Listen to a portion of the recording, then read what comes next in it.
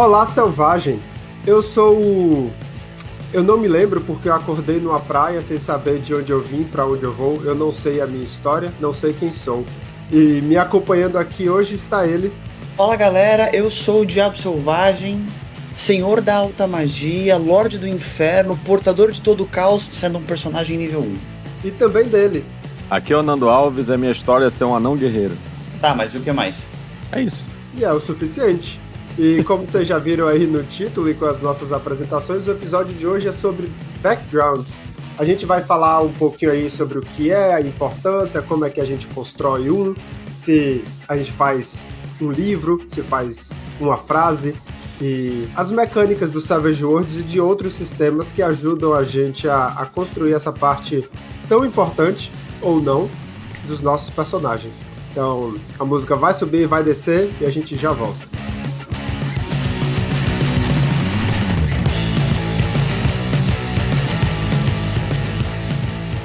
Então, vamos começar aqui nossa conversa pelo básico. O que é um background de personagem no mundo RPGístico, Nando?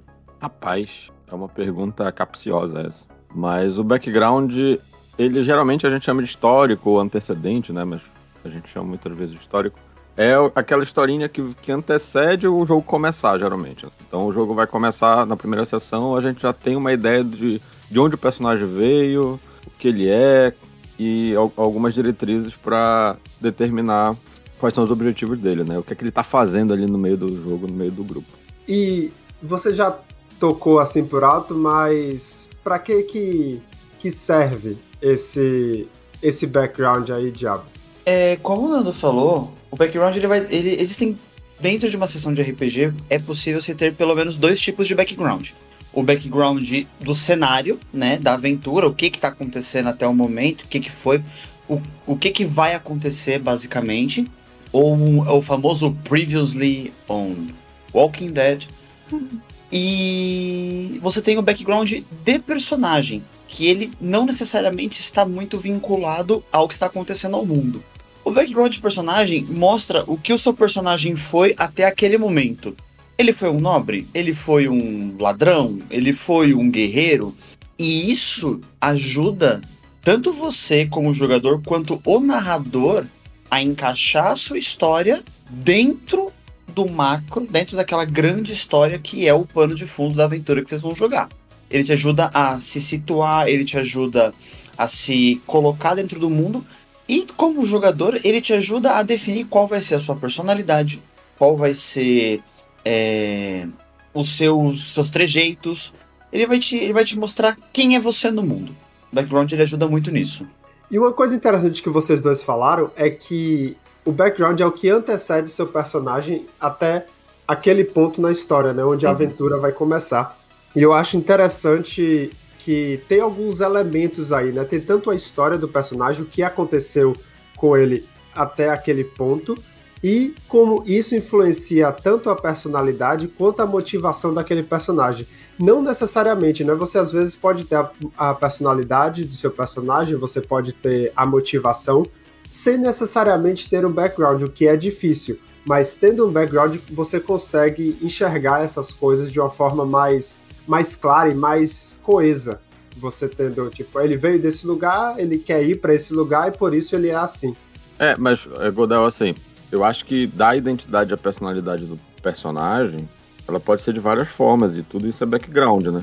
Porque tudo que tu definiu do personagem antes do jogo começar faz parte do background. Não, ainda que sejam uma história, né, uma narrativa, um poema, ou seja lá de que forma isso tá definido, isso já define, já é background, querendo ou não. Então, elementos da identidade, da personalidade, eles vão fazer parte desse background, né? A gente colocou ali como, vamos dizer assim, o que eu vejo, né? Os 3 pontos dos backgrounds, que é dar essa identidade e personalidade, vai ajudar na construção da mecânica também, porque você definir de onde ele veio e qual é a personalidade dele te ajuda a entender mais ou menos que arquétipo de personagem você quer jogar, quais são as vantagens que talvez ele seja interessante, que perícias sejam boas para ele. Então, o background vai ajudar nisso também. Ele vai estar integrado com a construção mecânica do personagem, né?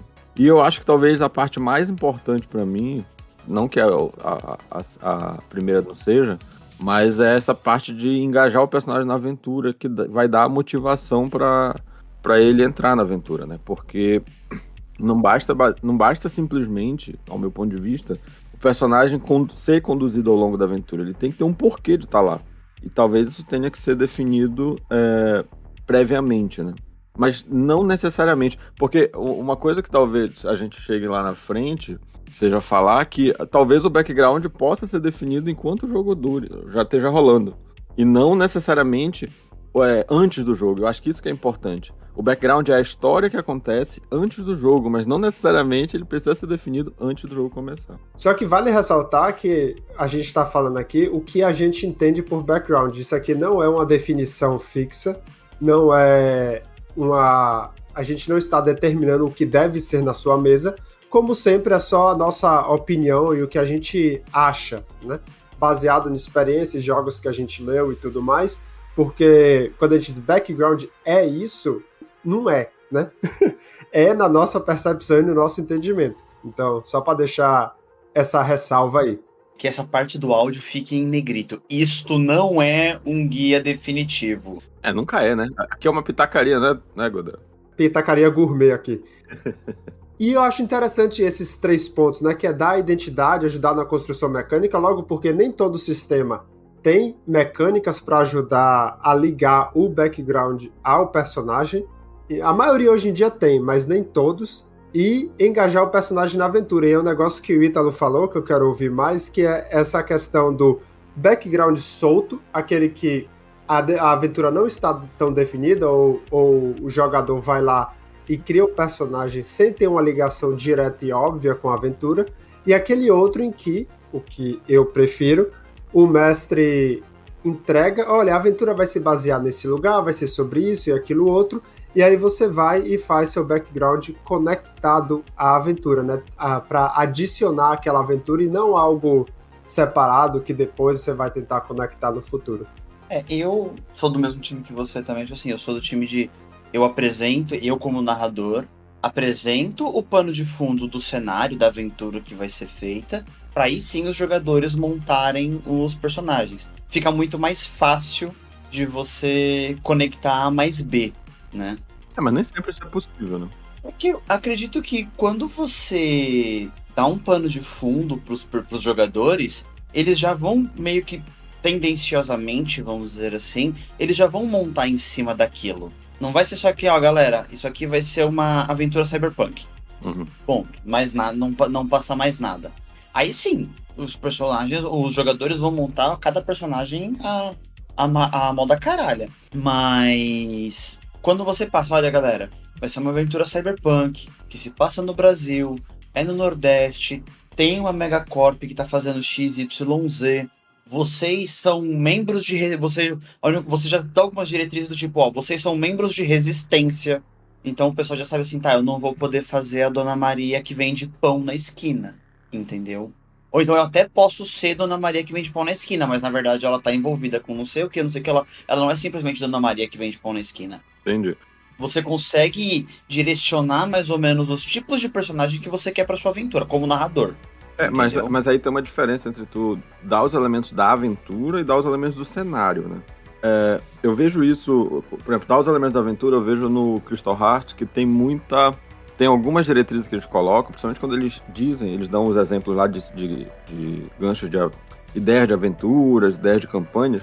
Inclusive eles indicam, diga pros seus jogadores, quando forem fazer personagens, que a aventura vai acontecer em Mazéia e Zingama, mais ou menos.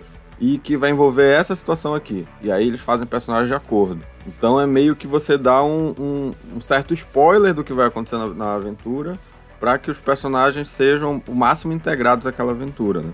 Sim. A outra opção é dizer assim, olha, vocês vão fazer parte de ainda usando Crystal Heart como exemplo, vocês vão fazer parte de um cenário onde vocês vão ser a elite, vamos dizer, militar de uma empresa. De uma empresa e vocês vão ter... Então, é diferente tu simplesmente dar as diretrizes do cenário, e aí cada um vai criando, porque é muito complicado fazer um background sem saber como é que o cenário acontece, né? É muito complicado fazer um personagem, na verdade, sem entender onde é que esse personagem vai se encaixar, em que tipo de história ele vai se encaixar. Então, dar esse antecedente do cenário, esse histórico do cenário, ajuda a você criar o personagem de uma forma mais integrada. Agora, não necessariamente você dá o histórico, um histórico da campanha, um resumo da aventura, da campanha, enfim. Porque aí você pode acabar... Limitando. Limitando. E muitas das vezes isso funciona quando você tem uma aventura meio que encaminhada. Porque tem aqueles aspectos também de jogo que a aventura ela é meio que construída também em conjunto, né? E aí todo mundo, eu acho que acaba caindo na mesma coisa. Porque se tá todo mundo construindo em conjunto, todo mundo vai ter uma amostra, né, da aventura e vai poder construir os personagens de acordo. É claro, o cenário em si é muito importante saber onde você está fazendo seu personagem, como o Diabo Selvagem deu o exemplo aí e o Nando explicou, para você saber aonde encaixar o personagem naquela história. Porém, tem a aventura também, que é um pouco mais específico do que o cenário. E aí é que eu acredito muitas vezes acontece o desencaixe, a falta de engajamento dos jogadores, ou o personagem não sabe por que está ali, que é a motivação do personagem. Que muitas vezes, quando você não dá o que é mais ou menos a aventura por cima, fica um pouco mais difícil da motivação do personagem se aliar com a motivação necessária para aquela aventura. A não ser que seja aquelas aventuras mais abertas, aquelas campanhas mais abertas, em que o narrador e o grupo vai fazer a aventura de acordo com a motivação dos personagens. Isso que eu queria dizer. Os personagens que iniciarão a aventura e o que querem fazer. Porém, se já tem assim um gancho, tô com essa ideia aqui, e seria bacana ter personagens da resistência que querem, geralmente quando você está na resistência, você quer derrubar quem está no poder, né? Geralmente os tiranos e as megacorporações e tudo mais. Então, isso já é implícito pelo grupo que determinou. Ou se você faz parte de um grupo de elite, ou se você faz parte da SIM, no caso de Crystal Hearts, a motivação para encaixar com a aventura já está meio que implícito. Mas muitas pessoas falam, medo do jogador acabar com a aventura porque foi fazer coisa aleatória. Eu acho que essa falta de encaixe entre a motivação necessária para a aventura e a motivação dos personagens. É por isso que eu acho que é fundamental, né? Assim, para a gente poder conduzir uma história, até para ter uma imersão, não parecer que realmente a gente está jogando um jogo, mas sim que a gente está, vamos dizer assim, vivendo uma história mesmo. Porque quando um personagem não tem nenhuma ligação com o que está acontecendo, é basicamente vira uma espécie de videogame, né? Ele só tá lá porque sim, porque a história precisa de um personagem para participar do jogo. Mas esse personagem não tem por que ele tá lá. Então isso, para mim, isso me tira muito do jogo quando isso acontece. Então, realmente ter o gancho e a motivação para poder o personagem estar engajado na aventura, para mim é fundamental. Inclusive, o que já aconteceu comigo, de eu criar um background e esse background ser completamente ignorado por quem estava narrando, porque basicamente ele não colocou nada como elemento na história que tivesse a ver com o meu personagem. Porque, como eu falei, nem sempre vai ser possível fazer o personagem já dando uma prévia da história, porque às vezes a gente quer jogar um jogo e vai ser em tal cenário. E quando você escreve o personagem aí, eu vou pensando na história. E aí pode acontecer isso. Só que chegou na hora, o background do meu personagem foi completamente ignorado, ele estava num outro ponto do continente completamente diferente, e quem estava narrando não teve não quis se dar nem o trabalho de fazer uma conexão.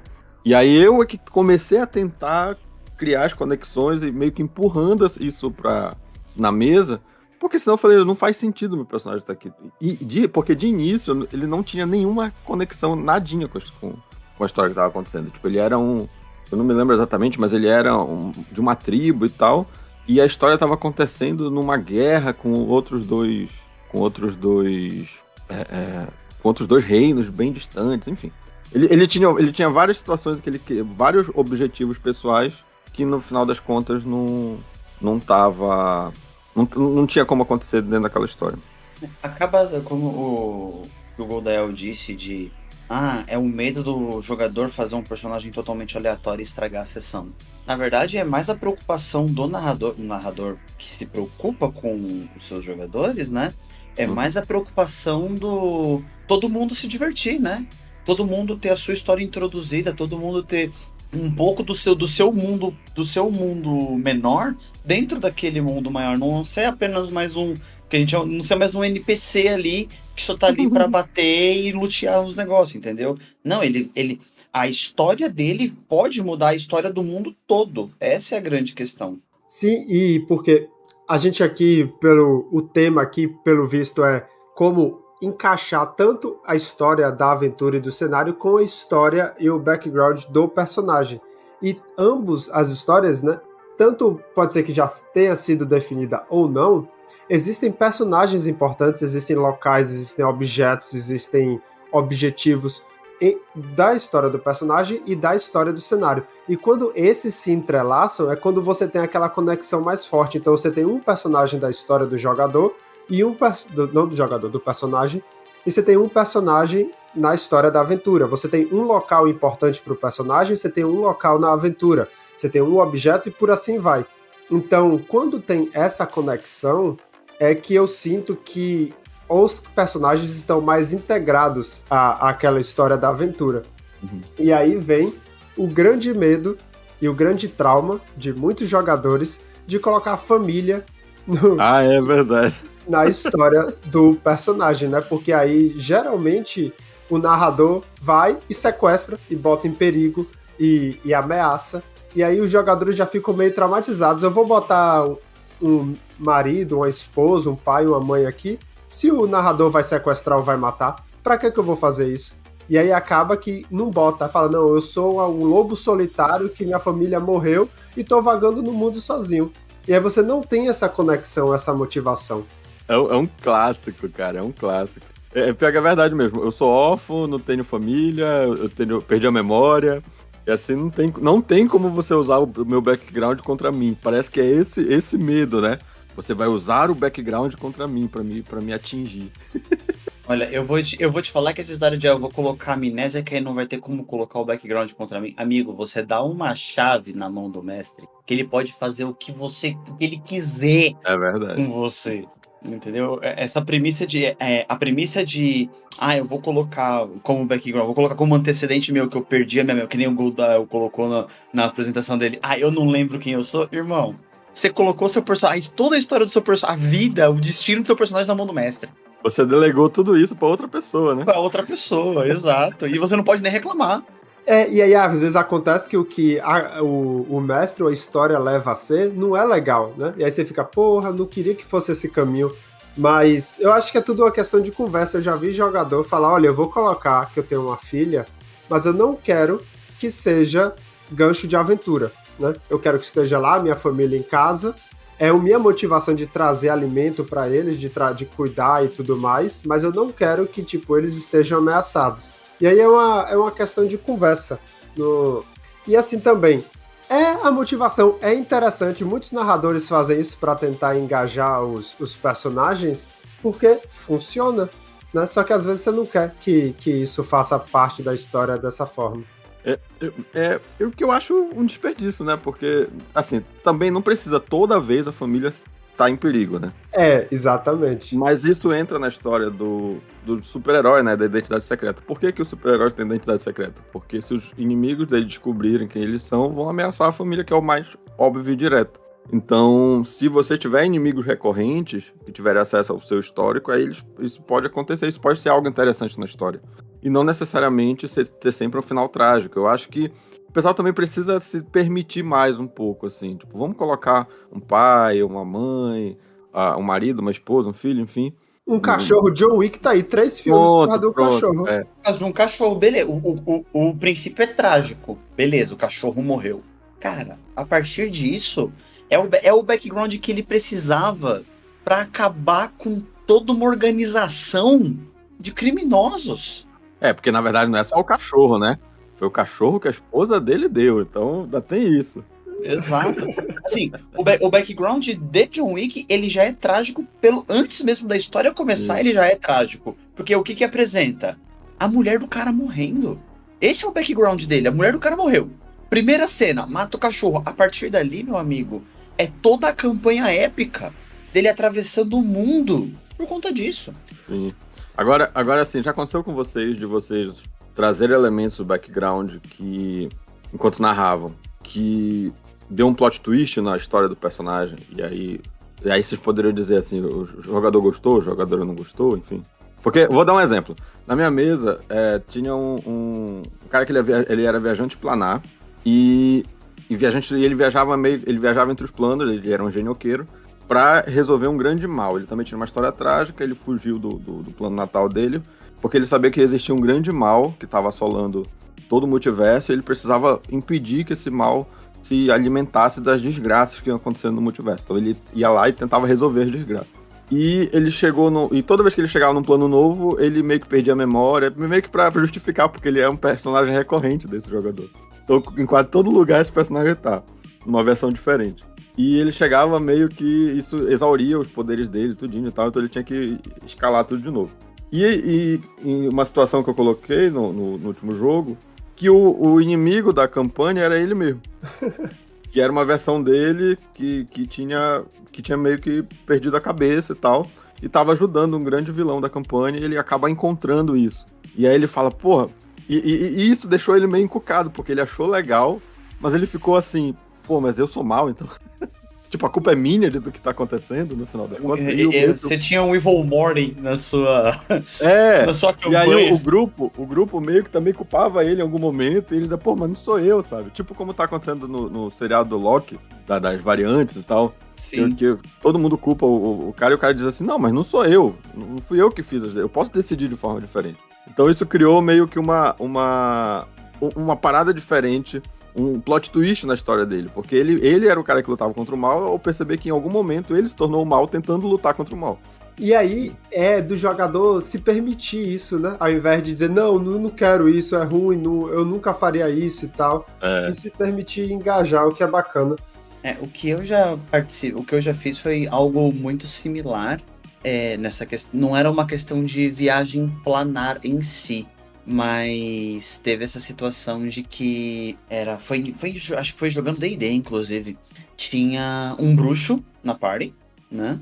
Que no desenrolar, basicamente o bruxo, aquele background básico, né? Aconteceu alguma desgraça na vida dele, ele procurou o patrono pra ter mais poder, pra poder se vingar daquele mal inicial, e a partir dali ele vira um prestador, ele vira um MEI do patrono, tá ligado? Ele vira um prestador de serviço do patrono.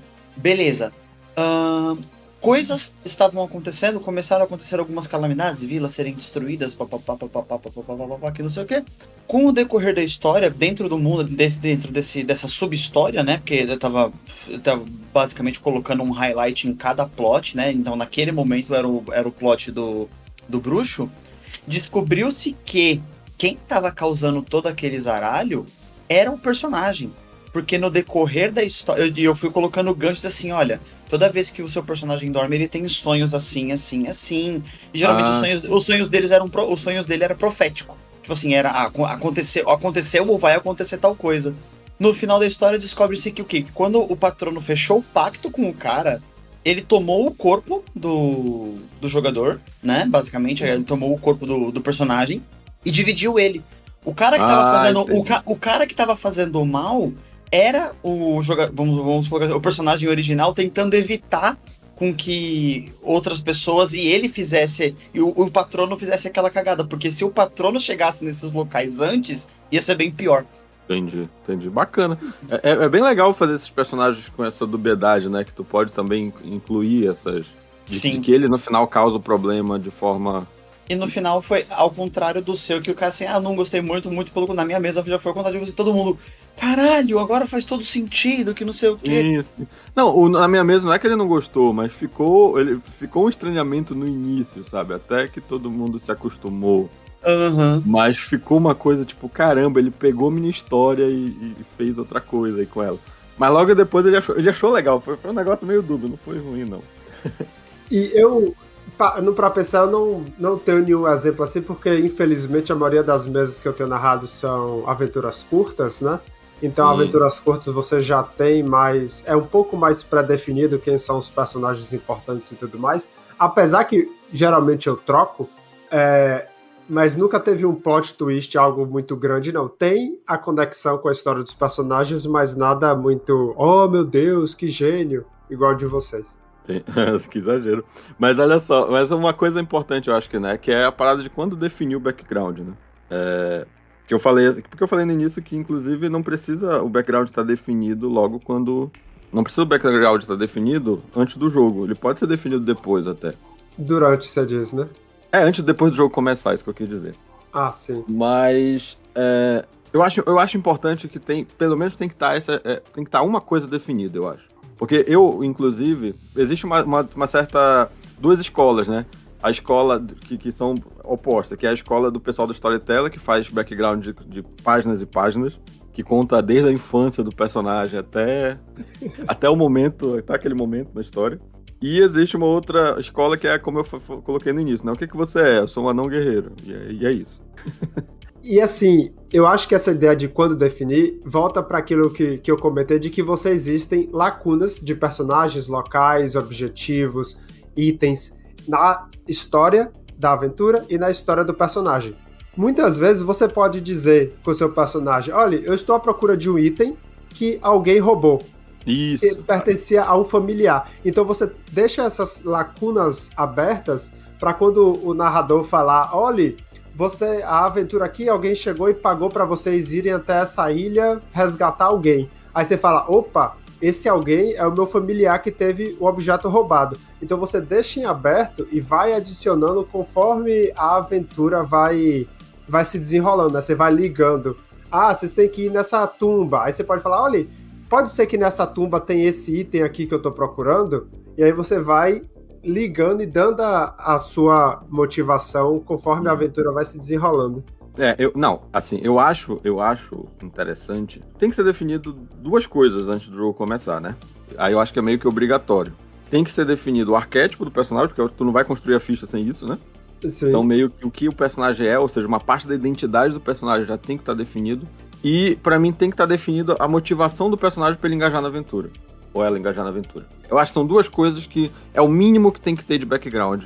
Na minha opinião, pra que funcione, pra que não seja realmente um jogo onde um personagem tá ali, só como o Diabo falou, como um NPC, que tá só acompanhando aquela situação, porque sim, precisa ter essa motivação. Então, o que é que tá fazendo o teu personagem engajar nessa aventura?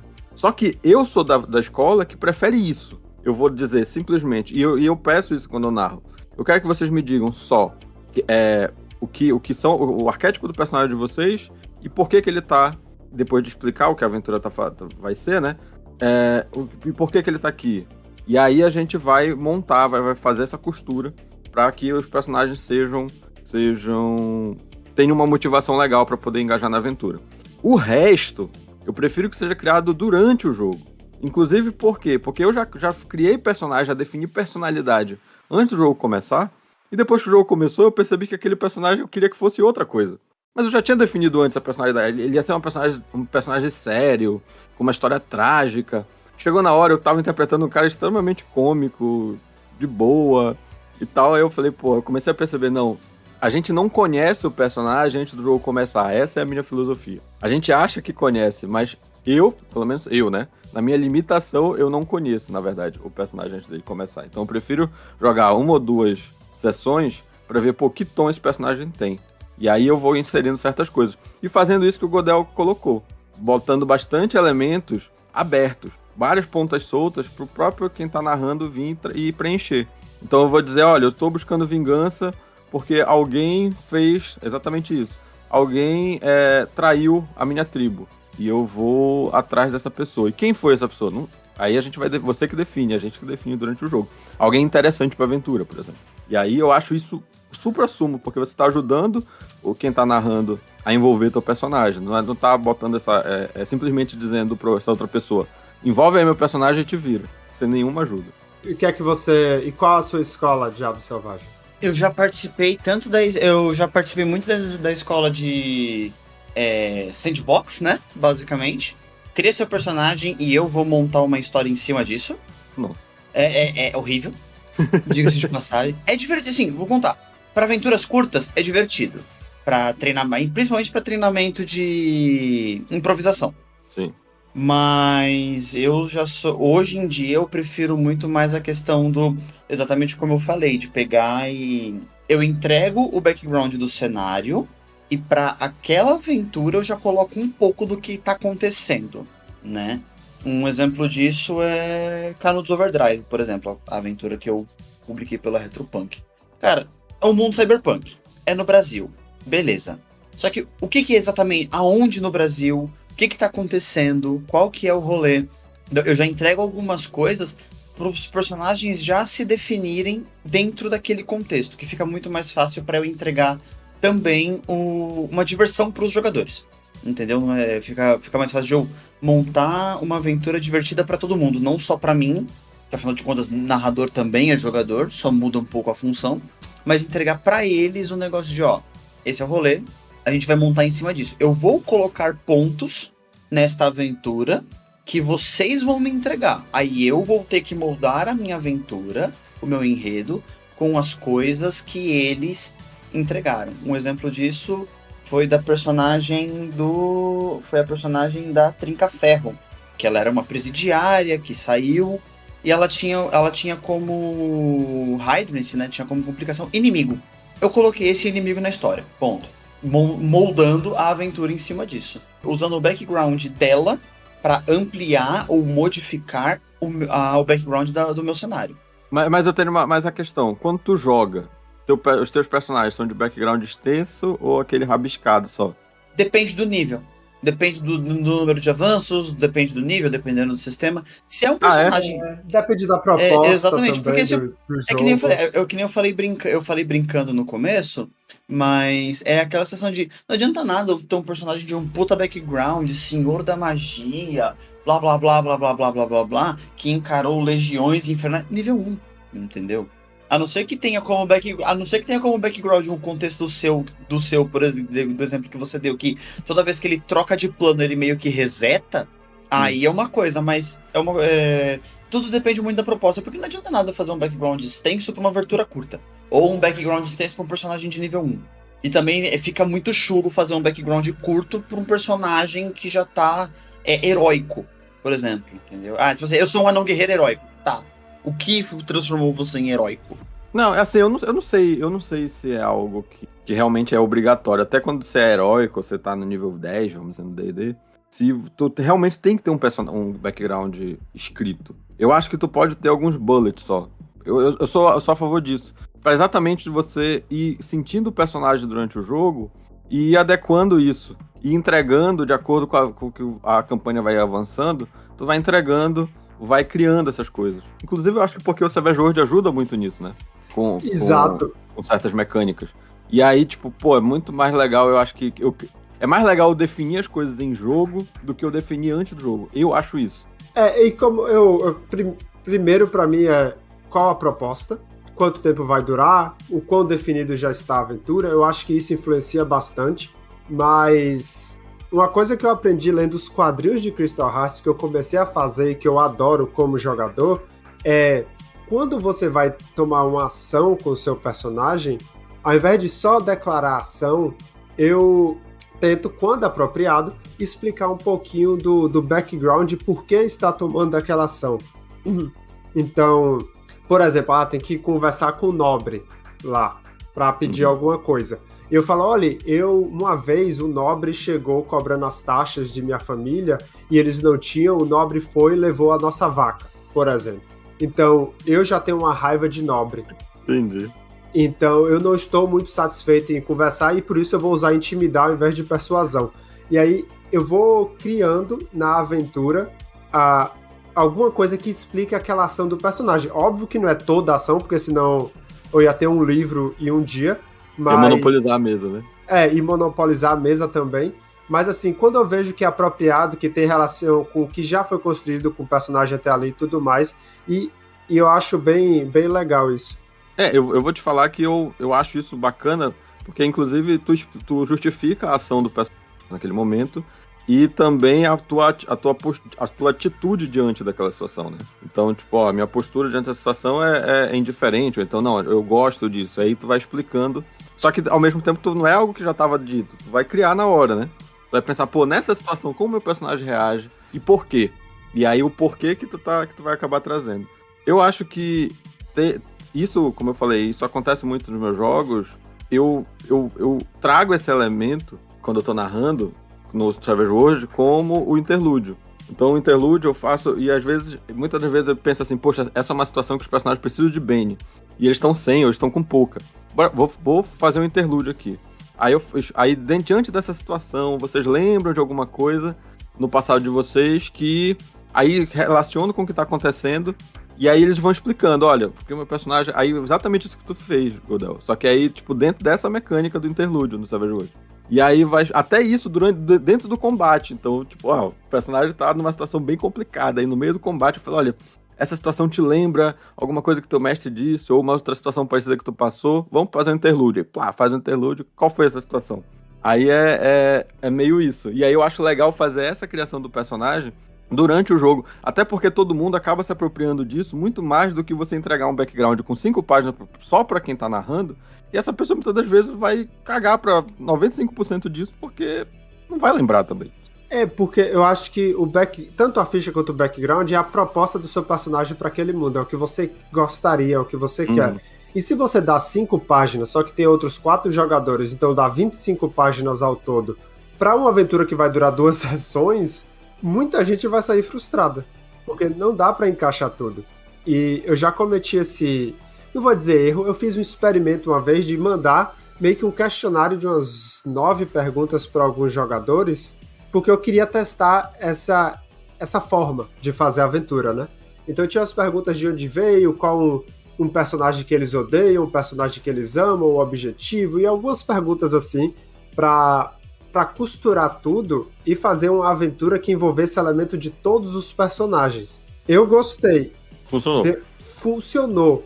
Não sei da perspectiva dos personagens, mas chegou um ponto que eu achei que ficou um pouco confuso, porque tinha muitos elementos. São 5 personagens, com 2, 3 personagens de cada um deles e 5 localidades e não sei o quê. Então acho que foi muita coisa para um espaço de tempo curto, porque foi uma aventura de 4 sessões, então não deu para incorporar de forma relevante os elementos de todos os personagens. Então eu acho que o erro foi querer colocar muito background de jogador em uma aventura curta. Se fosse uma aventura de 1 ano, talvez fosse mais tranquilo. Então eu acho que o erro foi esse. O que eu acho isso é uma cultura que a gente tem dos RPGs antigos, né, inclusive. Porque eu lembro que eu acho que o Trevas, o Diamond tinha, né, um questionário também com vários passos que você tinha que preencher desde a infância do personagem até aquele momento. Aí tem, acho que o GURPS tinha também, acho que o D&D antes tinha alguns desses questionários. Coisas que foram sendo substituídas nos jogos mais atuais por outras mecânicas, eu acho que até mais interessantes e mais fáceis Porque é o tipo de coisa que eu acho que fica muito burocrático, tu preencher um questionário e depois tu ter que avaliar esse questionário e tirar histórias dali. Eu não acho tão interessante assim hoje em dia, né? No passado eu também já fiz ficha de histórico de 4 páginas, 5 páginas, pra no final não ser usado 2 linhas.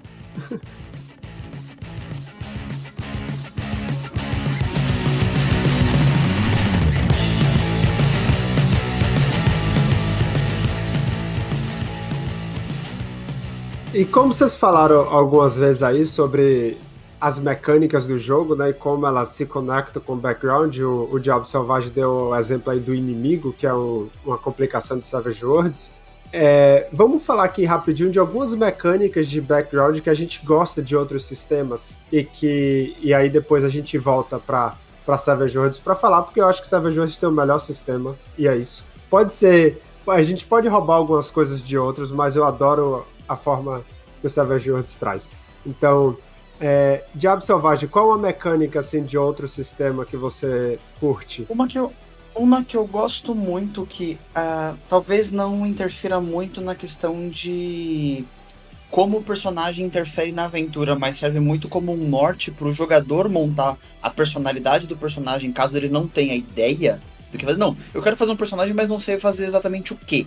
É a questão de antecedente do D&D quinta edição. Você tem alguns exemplos ali, né? Forasteiro, nobre, membro de guilda, artesão, etc e tal. Esse background, ele vai te dar determinadas coisas, talvez como itens ou perícias, né? E dentro desse mesmo arquétipo, que você escolhe, dentro desse mesmo antecedente, ele te traz algumas tabelas de ideais, tabelas de objetivos, tabelas de pontos negativos, né? Não necessariamente pontos fracos, mas pensamentos negativos do personagem. Ele te ajuda a moldar um pouco da personalidade do personagem. Então, tipo assim, ele te dá desde com um alinhamento bom, né? Ou alinhamento leal, você tem determinadas coisas. Ou você pode rolar a tabela, ou você pode escolher por alinhamentos. Então ele te ajuda muito a justamente montar um pouco da personalidade da filosofia do personagem, dentro de cada antecedente que você escolhe. No caso do D&D 5, né, começou com essa mecânica de background. Porque até então só o que tu tinha de mecânico para definir era basicamente a classe, a ancestralidade e a tendência, né? Que a tendência te determina um pouco a tua personalidade. Sim. E as outras duas têm a ver com o teu arquétipo. E eu descobri recentemente que o D&D 5 tem uma mecânica opcional de dado de proficiência, que é, você não tem perícias, e aí você rola o dado de proficiência, que é um D4, se o seu background, se essas coisas que você definiu aí fizerem sentido para aquele personagem. Então eles removem a perícia. Agora, eu falei aqui que D&D 5 tem essa regra opcional, eu não sei se é coisa da minha cabeça, se eu li em algum lugar, mas eu não sei se é a regra oficial ou se é a regra que algumas pessoas usam. Mas a ideia é que não tem perícia, mas se você fala que eu sou um marujo que saqueava portos, por exemplo, e você vai fazer alguma coisa relacionada a isso, você adiciona o D4 à sua rolagem ao invés de ter perícia. Cara, isso é muito Fate, né? Sim. É muito Fate isso, bacana. Eu acho válido, eu acho perfeito, porque aí cria uma negociação, coisa que o Savage World, a edição Aventura, trouxe muito, né? Você consegue convencer que faz sentido? Então ganha. Sim, exatamente. Agora eu tô só dando um exemplo, eu acho, Diabo, tem aqui o charlatão, né? Aí ele ganha as perícias enganação e prestidigitação como perícia de proficiência. Aí ele ganha um kit de disfarce, ou seja, ele ganha equipamento também, né? Ele ganha. O background vai definir algumas perícias, o equipamento, e vai também trazer uma característica extra, né? Que é tal, ele tem um tal de identidade falsa aqui, por exemplo. E aí essa característica, ela tem ela geralmente é uma mecânica que influencia mais de forma narrativa, né? Ela não tem uma rolagem determinada, mas geralmente ela vai te dizer, olha, é um poderzinho especial que tem a ver com o teu background.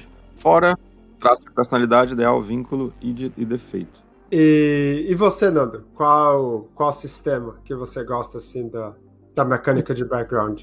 Então, como eu sou abusado, eu vou trazer dois. Dois exemplos. Que eu gosto muito do Seventh Sea, né? Que é o sétimo mar. Que eu acho fantástica. Por quê? Porque a mecânica de antecedente, ela tá relacionada com a mecânica de progressão do personagem.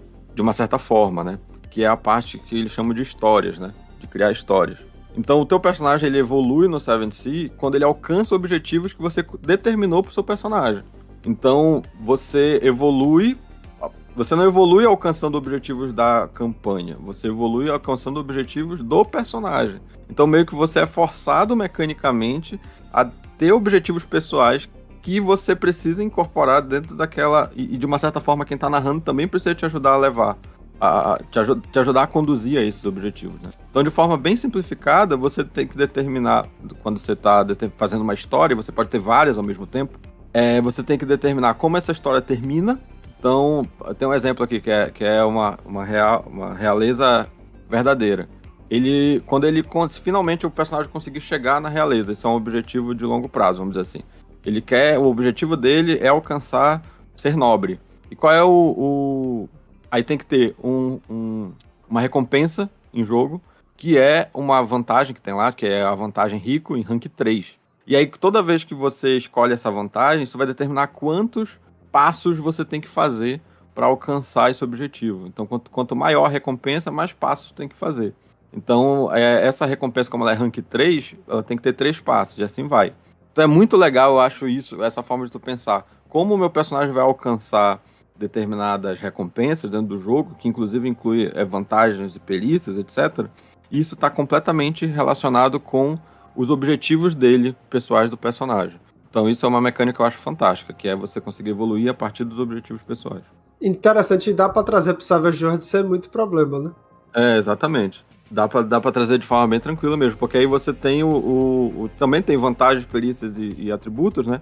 E aí você meio que determina isso a partir do quanto isso seria em progressos, mais ou menos. Então, tipo, algo que precisa de um progresso, aí você vê quantos passos isso precisa. Um exemplo de passos aqui, então, por exemplo, essa de alcançar a realeza. O primeiro passo é viajar até uma cidade tal, onde lá você pode conhecer mais e perguntar mais sobre o seu passado. Porque o seu personagem, na verdade, ele já era real, isso que é a história. E você precisa agora provar que você faz parte da nobreza. Então o primeiro objetivo é viajar até uma determinada cidade e lá você conseguir mais informações sobre o seu passado. Então, ó, esse é o primeiro objetivo, o primeiro passo, e assim vai, tem outros 2 passos. Legal. Eu tô vendo alguns RPGs agora que os avanços são relacionados à história, não esse ponto de experiência, não é por sessão, igual o Savage Worlds agora meio que indica, né? Ser por sessão. É mais assim, é dentro da história. Você encontrou essa coisa dentro do jogo que vai lhe dar treinamento, que você vai aprender um poder novo, que você vai agora aprender a tal perícia. Então são coisas dentro do jogo que acontecem relacionadas ao personagem. O Savage Worlds, na verdade, agora é por marco, né? Você alcança determinado marco dentro da aventura, exato, o personagem por ganha milestone. Aí eles recomendam, assim, geralmente sim, por sessão, dependendo do nível de... Dependendo da extensão da aventura, né? Se é uma aventura muito longa, é por marco. Se é uma aventura relativamente comprida, mas não a ponto de se tornar uma campanha, eles falam de 1 por sessão. E até em caso de aventuras curtas, eles falam de avanço no meio da aventura. Você tá ali, bom, no meio da aventura, exato. Sim. Aparece um anjinho do Ragnarok. A segunda... Não, também não, né? Vamos... A gente vai... E outro sistema que eu acho que ele é bem mais simples. Porque, na verdade, ele é uma versão que eu acho melhor, mais avançada do que o questionário, que eu acho bem ruim o questionário. Sim. Que é do Shadow of Demon Lord, tá? Shadow of Demon Lord, ele tem, na verdade, por ancestralidade, salvo engano, tanto por ancestralidade quanto por classe, você rola, tem várias tabelas que você faz umas rolagens aleatórias. E aí essas tabelas vão meio que trazer alguns elementos para sua história. Então eu acho muito legal, porque isso, como tem várias opções, isso te ajuda a criar personagens, e eu adoro a parte da aleatoriedade, porque aí você tem que lidar com essa situação. E cada ancestralidade, ela não vai ter as mesmas características a serem roladas. Isso vai depender da ancestralidade. Então, por exemplo, o Goblin, que eu acho bem legal, ele tem a personalidade Goblin, a tabela de personalidade Goblin. Então, entre elas tem, por exemplo, o personagem é um valentão e adora atormentar coisas mais fracas que ele. Se você rolar um 3 no 3d6. Outra personalidade. O personagem está apenas tentando sobreviver, que é o meu personagem lá do episódio dos Goblins, né? Eu diria que ele é mais ou menos essa a personalidade dele. E o personagem cuida de si mesmo, que se dane os outros. Essa é outra personalidade. Então, é basicamente uma linha que vai te ajudando a definir qual é a personalidade dele. Aí, outra coisa que você rola é o hábito estranho Goblin. Aí você pode ir desde... O personagem guarda todas as suas secreções em pequenas garrafas e dá para pessoas que gostam. Então, isso é um elemento que tu consegue ver dentro do jogo acontecendo. Isso é muito característica de um Goblin. Ou então, o personagem mantém uma grande coleção de colheres. Completamente aleatório. O personagem conta piadas sujas em momentos importunos. Ou o personagem chora muito. Isso é um hábito estranho Goblin. Aí tem outro aspecto característico do Goblin, a idade dele, a estatura, e assim vai. Só que cada ancestralidade tem a sua própria, vamos dizer, as suas características específicas. Não necessariamente vai ter em todas. Então o Change, ele tem, que é o personagem que se transforma em outros, que muda de forma, né? Existe a idade real e a idade aparente. E tem a peculiaridade, que é coisa que já não vai ter lá no Goblin. Então é um elemento simples, mas que você consegue trazer personalidade pro seu personagem e meio que consegue ajudar a definir como ele vai se comportar durante o jogo. O que são coisas legais que, através, você falou aí dos hábitos, dos costumes, das manias, também traduz fácil pro Savage Worlds, né? Através das complicações que tem. Isso aí é só para inspirar essas tabelas. Inclusive uma aventura que a gente jogou já, que era no cenário Shadow of Demon Lord, eu coloquei todas essas características lá nos personagens e funcionou direitinho. E a que eu vou trazer aqui, ela é bem simples, ela não tem muita influência mecânica, ela é muito mais narrativa, que é uma coisa única da 13ª Era. E o que é? Você, na hora de fazer o seu personagem, você define uma característica especial e única do seu personagem, inventada por você e que destaca o seu personagem, que separa ele de todo o resto do mundo. E pode ser qualquer coisa, óbvio que, né, idealmente dentro do contexto do cenário, mas pode ser, por exemplo, desde eu sou uma estátua que recebeu um pouco de livre-arbítrio e agora ando pelo mundo. Pode ser, eu estou me tornando invisível aos poucos e não sei como parar. Pode ser, eu sou um deus que foi banido e perdi todos os meus poderes. Olha só. Eu sou o último da minha espécie, que na verdade foi ressuscitado por uma bruxa. Então, as coisas assim, bem absurda, e não absurda, mas assim, muito fora da curva do que a gente geralmente faz. E eu acho muito interessante essa mecânica que você adiciona muito ao cenário e você ainda, tipo, tem uma motivação grande, tem algo especial e único sobre o seu personagem. E assim, de novo, não tem interferência mecânica, eles falam que não deve lhe dar benefícios em combate, mas que é algo para adicionar e enriquecer a história. E é algo bem aberto, né? Tipo, que trazem outras perguntas a serem respondidas. Então, tipo, você está se tornando invisível, mas o que foi que aconteceu? Exatamente. Tem outra aqui que, tipo, eu morri há muito tempo atrás e agora eu sou um espírito dentro de um corpo. Que gostoso. Eu acho isso fantástico. E eu acho que é isso que é o ponto, né? São coisas muito abertas e abrangentes que mesmo que, vamos dizer, numa outra campanha você pegue a mesma característica, você pode explicar de formas completamente diferentes. Sim. E como a gente falou aqui, todas essas coisas dá para trazer para o Savage Worlds através da mecânica de complicações, né? Se você quiser ter, obviamente que narrativamente, você pode fazer muitas coisas. Mas se você quiser ter mecânicas e benefícios e complicações dentro do jogo, na rolagem de dados, você tem as complicações e as vantagens. Muito mais as complicações, eu acho, no Savage Worlds, que dá esse sabor, esse tempero, esse background pro seu personagem. A questão de complicações, ela traz muito do particular do personagem. Talvez ele algumas complicações até trazem coisas de história, como, por exemplo, inimigo, segredo, procurado. Isso influencia na sua história. Mas a maior parte das complicações de Savage Worlds, fala muito do personagem em si, né? Da personalidade dele, da parte física dele até, traz muito disso. Então você pode jogar, ele é velho, ele é muito jovem, ele é manco, entendeu? Dá esse flavorzinho que pode influenciar diretamente ou nas suas rolagens de dado, diretamente, por exemplo, velho, você vai ter -1 em força, destreza e vigor dos atributos, tomore no rabo, que é horrível. -1, gente, um modificador negativo em Savage Worlds, vocês não têm noção do terror que é. Mas em compensação, tu ganha um monte de pontos. Você ganha 5 pontos a mais em perícias de astúcia. Ou seja, seu personagem, ele é velho. Ele é, mas ele é experiente, ele é sábio. Ele é sábio. Hein? Ele é sábio.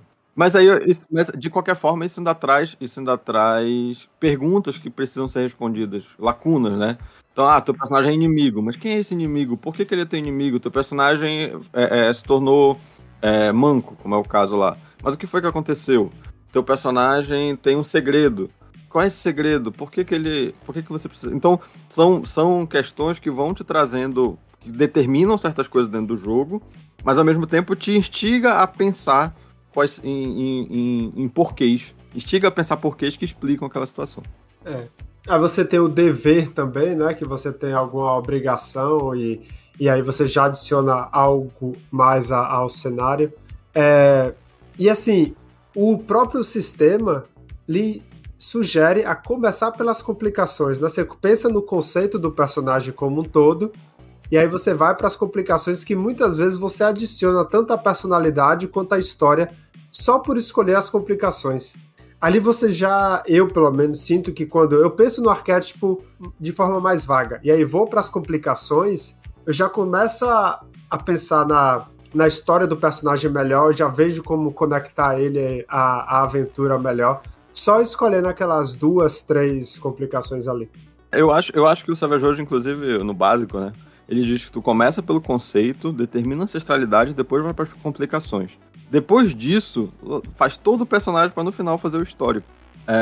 Porque o que eu acho isso, eu acho que o que tu precisa para começar o personagem é o conceito, o que personagem tu quer fazer. Eu quero fazer um guerreiro que usa espada e anda numa moto, isso é um conceito. Precisa disso? Beleza, então tu já tem. Traz as complicações para depois tu juntar tudo isso numa história. Porque, o que eu digo, tu não precisa da história completa, tu só precisa do conceito e da motivação. O resto tu pode construir durante. E uma outra... Mas tem outra mecânica também, que é extremamente que eu já citei, que é o interlúdio, né? O interlúdio, ele, na minha visão como narrador, o interlúdio, ele ajuda a montar o background com a história já em game. Tipo assim, como é que tá a evolução da história em si, não é o que aconteceu até aqui, não é o previously on Walking Dead. É o at moment on Walking Dead, sabe? Tipo assim, é naquele momento, como que o personagem se sente, como que o personagem age, o que o personagem pensa de determinada coisa. É a evolução do background, a evolução do antecedente da história já em game. Pois é, mas é isso que eu acho legal, que tu traz isso durante o jogo. Então não é algo que tá definido, escrito num papel. É algo que você vai definir muitas das vezes, ou talvez já esteja definido em parte, mas é porque o interlúdio ele meio que te instiga a improvisar, né? Porque quando você puxa a carta, você tem que... Te vira, você não sabe exatamente então, o te que vira você vai ficar. monta essa história aí. Então, meio que dependendo do naipe... meio que dependendo do naipe, tu vai ter que dizer... Olha, então aqui agora tu vai ter que contar uma história de conquista. De algo que tu conquistou, de algo que tu conseguiu. E aí, porque tu puxou um naipe que é determinado pra isso. E aí, se tu não tinha pensado nisso, tu vai pensar e vai criar isso. E os outros do grupo podem te ajudar também. E acho que isso é legal, porque acaba se tornando relevante pra história naquele momento. Porque geralmente a gente vai pedir um interlúdio em algum momento relevante. Você não vai pedir um interlúdio, sei lá, por nada. Pode acontecer também, né? Mas muitas das vezes esse interlúdio eu acho mais legal utilizar eles no meio de alguma coisa. E não só no downtime, né? Que a gente chama downtime, no meio dos intervalos das aventuras. Mas também como no meio da ação a gente faz um interlúdio, faz um flashback aqui. Como acontece nos filmes. Mas a questão é que o interlúdio ele tem 3 ou 4 categorias ali que você pode escolher, né? Você pode ser o downtime, tem lá pra vocês sentaram ao redor da fogueira, rola um interlúdio aí pra saber o que é que vocês vão fazer nesse momento.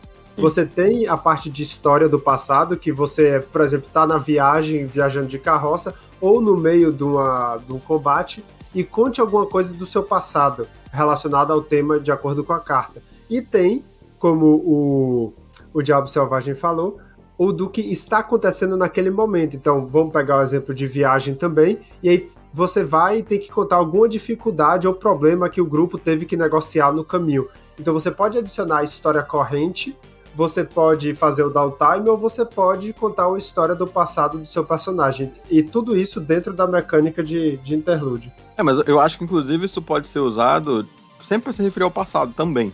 Então, por exemplo, tu tá no meio do combate, e aí tu precisa de um Bane pra rolar um dano de novo, aí, faz um interlúdio. Aí a pessoa escolhe pausa. Eu escolhi o que tá pausa, né, que é o intervalo, então o downtime. Que olha, geralmente quando a gente tá parado em algum lugar, eu amolo minhas armas. E aí ele conta, olha, eu tenho muito cuidado com elas, deixo elas sempre oleadas, sempre tirando a ferrugem. Então, tipo, ao mesmo tempo que ele tá contando algo que é do passado, que não tá acontecendo naquele momento, mas que tá relacionado com a mecânica de tá envolvendo a pausa, né? Então eu acho que isso daí é uma forma também de tu usar, porque tu pode também dizer assim, vou rolar um interlúdio aqui e explicar uma jornada que aconteceu antes. Então, não necessariamente eu acho que tu precisa sempre só trabalhar o histórico, ou só trabalhar a jornada e pausa quando elas estão acontecendo. Tu pode trabalhar a jornada e pausa anteriores. E aproveitando-se da mesma questão que eu levantei da questão do conceito de background do D&D quinta edição, teve um suplemento que saiu, que é o Sprawl Runners, já trazido para o Brasil pela editora Retropunk também, diga-se de passagem, que na criação de personagens, ali você tem uma tabela de antecedentes.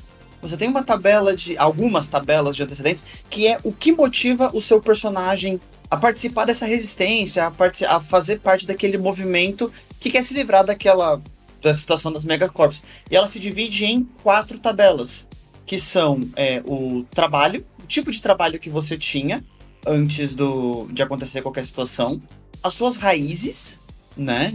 Basicamente da onde você veio. Você tem o gancho, né? Tipo assim, que merda que aconteceu na sua vida para virar a sua chave e você se tornar literalmente um cyberpunk. E a tabela de objetivo. Qual que é o seu objetivo final? Você luta por um ideal? Você está procurando apenas a aposentadoria, vingança, a aprovação de alguém? Então, isso te dá um norte muito legal para quando você não tem... Assim, eu sei que eu quero montar um troll cibernético, blá, blá, blá. Tá, beleza. Você sabe qual que é a raça, você sabe qual que é vamos chamar assim, né? Você sabe qual vai ser sua ancestralidade, você sabe qual vai ser sua classe. Mas o que motiva você a estar no mundo do crime, dentro de uma visão corporativa, né? Você é um cara fora da lei. O que motiva você? Putz, não sei. Vou jogar aqui na... Não consigo pensar em nada. Deixa o dado rolar, velho. Ajuda bastante. Tabelas aleatórias e geradores de história, de background, de não sei o que, são muito bons. E quando é contextualizado para aquele cenário, é melhor ainda. Mas é isso. A gente ainda vai falar um dia de Dungeon World. Lá também tem uma mecânica de background legal. Vários sistemas agora estão incorporando mais esse negócio. Dá para ajudar os jogadores a conectar melhor. Sim. O personagem criar. Não fazer só aquele famoso estou aqui pelo ouro e é isso. Sou o órfão que está aqui pelo ouro. Exatamente. Os sistemas têm se voltado mais para a questão de eu quero contar uma história, não mais eu estou passando... deixou de ser Diablo, o Diablo das antigas, que é só basicamente um dungeon crawl, vamos dizer assim, apesar de ter um pouquinho de história, e passou a ser um jogo onde você conta uma história e que, por consequência, você tem que atravessar uma dungeon. Mas só entrar na dungeon, matar bicho e pegar ouro é bacana também. Saga of the Goblin Horde não gostou disso. Tá bom, então é isso. Acho que nossa conversa já tá meio longa.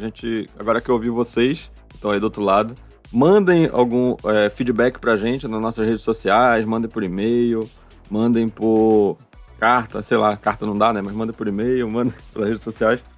E o feedback dizendo também quais são as mecânicas que vocês gostam em outros sistemas, o que é que vocês concordam ou discordam da nossa conversa. A gente quer ouvir vocês.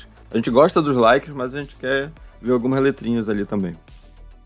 Conte a história de como backgrounds de personagens já engrandeceram ou ferraram as mesas de vocês, seja como jogador ou como narrador. Exatamente, só para deixar claro, os nossos links e nossos endereços estão tudo na descrição do episódio aqui embaixo. Tá bom? Então é isso, galera. Um beijo na bunda, um abraço por trás. Tchau, tchau.